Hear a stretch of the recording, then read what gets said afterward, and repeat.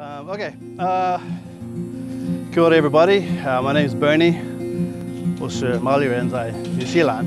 Hangi is a traditional Maori cooking process, usually done for meetings with family or friends or relations, for either weddings or gatherings or funerals. So usually done for when there are big groups of people. It takes quite a while to make one of these meals. So initially we have some rocks, which are called hangi stones, and we light a large fire and we get the stones very, very hot. It takes maybe 2 or 3 hours to make the stones really hot.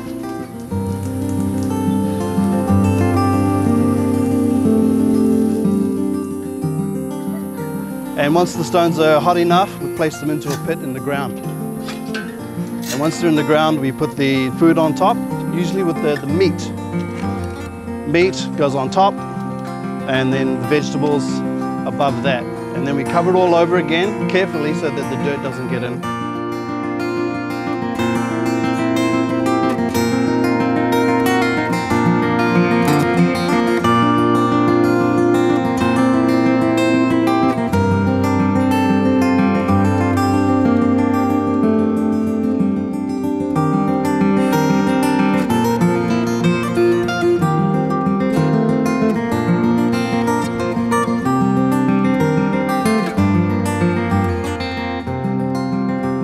Then what we do is, once we cover it over carefully with cloth, we cover it again with the soil and we bury it, and it will stay like that for around 2 hours and cook under the ground, which is like a pressure cooker under the ground. So the steam from the vegetables and the water we add will circulate through the food and cook the food, and then once it falls back down onto the hot stones, it circulates again, turns into steam. So the food comes up after 2 hours and it tastes really great.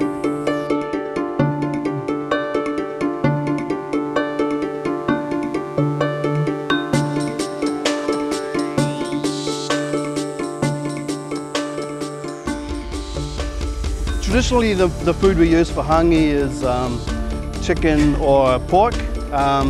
But today we're very lucky, we've got lamb, leg of lamb, which is a high-end cut of meat. Very tasty. So we've got a leg of lamb here, which is probably about 8 of those. We've got about 8 chickens and some other offcuts of lamb. And we've got some stuffing, which is like a traditional bread and herb filling. And over here we have the normal vegetables, which are potatoes and pumpkin with some cabbage. The vegetables go on top because they take the less time to cook. So the heavy things go on the bottom so that the heat from the rocks will cook them thoroughly before we uncover the food.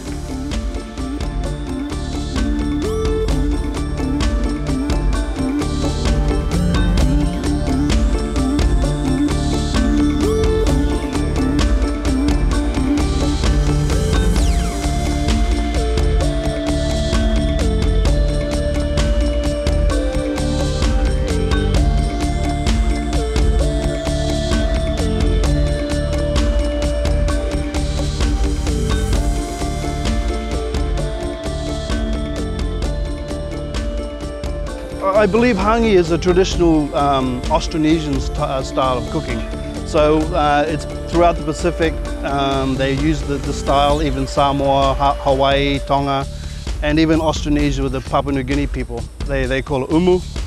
Plus maybe 1 or 2 tribes use the word hangi as well. So I think we inherited the process on our way after we left Taiwan, maybe 5,000 years ago, and we picked it up on our way to New Zealand as a great way of cooking for large groups of people.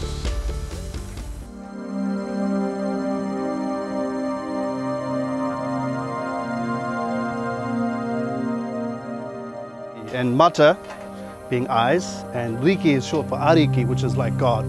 So Matariki means the eyes of God. So.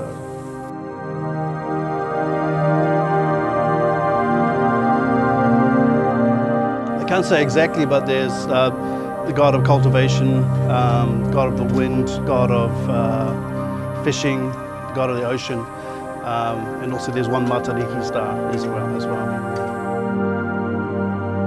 Most astronomers back then believed there were only 7 stars, but the Māori knew there were 9. So when it was found out that when New Zealand was colonised, the Māori said there are 9 stars in that system. A lot of colonisers didn't believe them. They thought there was only 7. So for the Matariki, it's held around the mid-winter season, usually around mid-July, and it's when the star cluster Pleiades comes up just before sunrise. And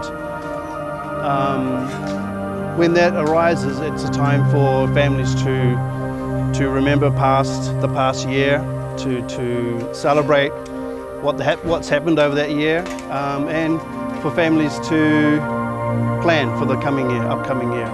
Also, when the tohunga or the experts look at the Pleiades at night time, in the morning before the sunrise, they can read the stars and consider how the year is going to go, depending on how the constellation looks.